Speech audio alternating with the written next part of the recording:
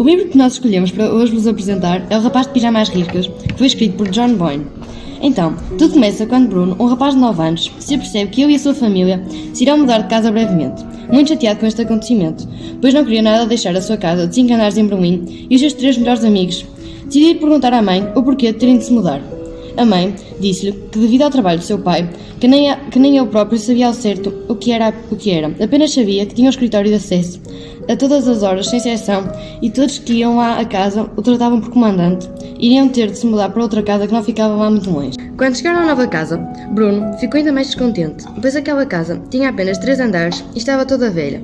Muito revoltado com tudo aquilo, Bruno foi para o seu quarto, até que lhe ocorreu a ideia de ir falar com a sua irmã Gretel, que tinha 12 anos, e ele achava um caso perdido. Depois de uma longa conversa, ambos concordaram que aquele lugar era horrível. Dizer aqui, não sabes que não se entra no quarto de uma senhora sem bater? Não trouxeste as tuas bonecas todas, pois não? Claro que trouxe. Achas que ia deixá-las em casa? Sim, porque podem passar semanas até voltarmos.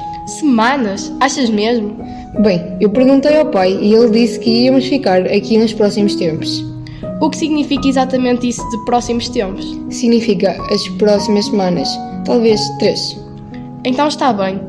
Desde que seja nos próximos tempos e não um mês, detesto isto aqui. Percebo o que queres dizer. Não é muito agradável, pois não? É horrível. Passadas algumas semanas, Bruno perdeu toda a sua esperança de algum dia voltar a Berlim.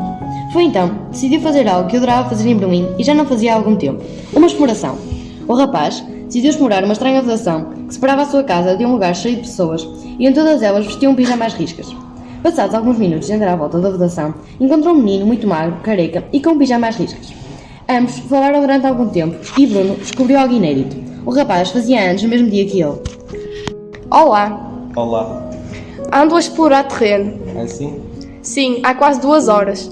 Encontraste alguma coisa? Quase nada. Mesmo nada? Bem, encontrei-te a ti. Passado já um ano de se terem mudado, Bruno ouviu uma conversa entre o pai e a mãe em que falavam sobre ele, a irmã e a mãe irem para Berlim. Na verdade, Bruno já não queria regressar a Berlim, pois tinha feito um novo amigo e não o queria abandonar.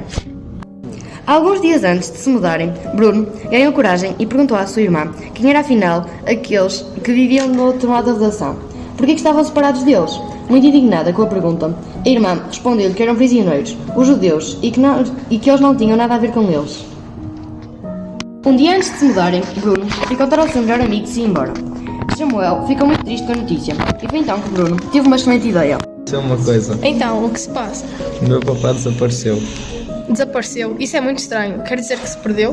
Acho que sim. Na segunda-feira estava aqui e depois foi trabalhar com os outros homens e ainda não voltaram. E não te deixou nenhuma carta ou um bilhete a dizer quando volta? Não. Estranho. Já procuraste bem? Claro que sim. Fiz aquilo que andas sempre a falar. Andei a explorar. E não descobriste nada? Não. Bem, isso é muito esquisito, mas deve haver uma explicação muito simples. Que explicação? Se calhar levaram os homens para trabalhar noutra cidade e eles vão ter de lá ficar alguns dias até o trabalho estar acabado. E os correios não funcionam lá muito bem, por este lado. Espero bem que sim. Não sei o que seria de nós sem ele. Se quiseres, posso perguntar ao meu pai. Acho que não ia ser muito boa ideia. E por que não? O meu pai sabe muita coisa sobre a vida desse lado da vedação. Acho que os soldados não gostam muito de nós. E eu sei que eles não gostam de nós, eles odeiam-nos. Tenho a certeza de que eles não te odeiam. Odeiam sim, mas não faz mal, porque eu também os odeio. Odeio-os.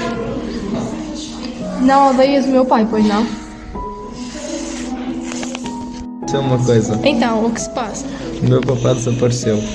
Desapareceu? Isso é muito estranho. Quer dizer que se perdeu? Acho que sim, na segunda-feira estava aqui e depois foi trabalhar com os outros homens e ainda não voltaram. E não te deixou nenhuma carta?